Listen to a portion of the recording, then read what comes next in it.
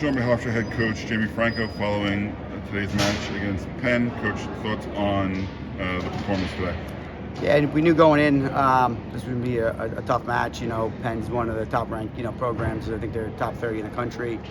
Just came off a pretty good performance last week at the mid-major nationals they placed. So, we knew going in with 7 ranked guys that it was going to be a battle. So, just kind of more looking for individual bouts. So I know 65 was a big one for us. So we had to make sure. We had to get that one, and so Kyle came out and looked good, started fast, and kind of been looking from that, from him all year of kind of getting a lead and building on the lead, which he didn't end up finishing with the tech, but I thought, he tried hard for the tech today, and he looked like he just kept scoring points is what we've been trying to get, and Ross's match was I think the marquee match for the day where we had 2 ranked guys, and got to get a little more offensive in that match, but we're right there. So for a kid that's ranked top 20 in the country, I think it's a good bout for us. We just got to find a way to get to his legs and be the one at the end to be on the leg attack instead of the other way. So I'm proud of his effort. But we got some work to do with him, and so we can get that match back. And Nick Miller, finally, he's been on the cusp a lot lately of winning the match, losing it late. Being one takedown kind of match away and not getting the takedown. I think today, he went up with the last takedown, gave up the escape to go to overtime, and found a way to get the takedown in overtime, which was a big growth for Nick today. So, I think the other guys, though, I thought we needed to compete a little bit harder, and it's I think an eye opener for some of the guys to see what happens when you wrestle top 10 guys. We wrestled them, throughout the year, but I think this Penn came in with the mentality they wanted to score a lot of points, and I think when we let them score a lot of points, they came after us and we shut down a little bit, which I was hoping we'd hold up a little bit better. You guys recently signed Joe Booth as assistant volunteer coach, so how's it been like to have him in the room? Yeah, Joe's is a good piece, good pickup. Late into the season, Joe was obviously our first EIWA champion. He was my teammate, so to get Joe's experience, from a guy that was a 4-time qualifier, round of 12, round of 16 at nationals. He's won a lot of big time matches, so he's always been, as an alumni, always comes back here and there, but he's able to get in the room a little bit more. So I thought it's a good piece to have on staff, so the guys can pick his brain a little bit. And Joe's still young enough; he's still wrestling, when he's in the room every day. So it's good for the middleweights to get another body to wrestle with, but more just kind of like, hey, when you competed, what was it like when you wrestled Iowa, when you wrestled Iowa State, right? Like just to get these guys a little more experience, which is nice. And as the season is winding up, heading into EIWAs, what is the message in the room, especially to those older guys who this is their last shot to make it to nationals?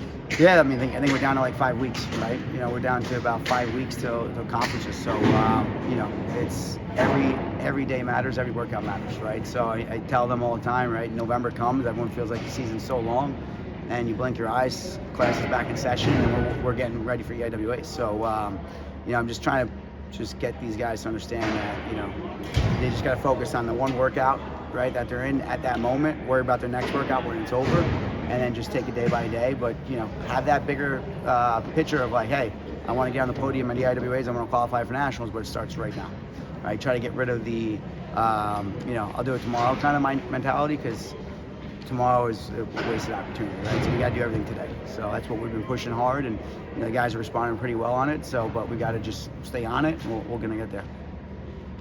Was there any particular moments or guys that really stood out to you, like that was a great takedown or that was a great finish? Yeah, like I said, Kyle, after getting a 7-point lead, going up 7-1, the kid got out pretty quick, which Kyle's pretty tough on top. He had the chance, what I've seen in the past, where he would sometimes get more defensive, and he decided to turn it on and get to his offense, which for Kyle to make a late run in March, we need him to be more offensive. So I thought that was really big. And I think, like I said, Nick Miller, for a guy that gave up the first takedown, Nick was able to flip the switch a little bit, which is what we've been struggling with most of the year. So I thought for Nick, it was a big improvement for him to go down early and then find a way to just score the next points. We've been preaching it all year about just, hey, stay in the match, score the next points, good things will come.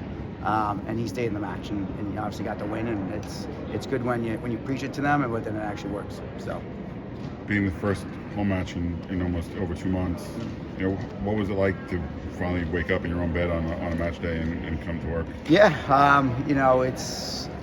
It's actually weird. I think you get used to being on the road. You get used to, yesterday I think, it was like, oh, I'm at home and I got to wrestle tomorrow at home. But, I think you get set in the wrestling mindset when you're on the road a lot. It's like, all right, we're going to get on the bus.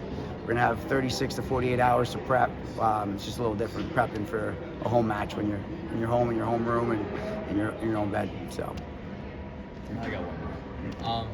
After Darius Clark had that scary accident or incident, you still had urgency on his feet. He was still looking to get points on the board. So after all of that, what was it like to see Darius Clark still urgent after that scary incident? Yeah, it's good to see him respond. Obviously it happens in wrestling a lot where you have some close calls, you hit your head on the mat, or you don't brace out the right way. But he responded. I think for him, he was that break gave him a second chance for either a second wind or just get him his mindset right where the guy came at him pretty hard, right? So I think he got caught in the whirlwind a little bit, and then once he got that break, I think he was able to settle back in the match and compete a little bit harder. So. All right, Coach, thanks and good luck next week against Franco Postmatch. Thank you.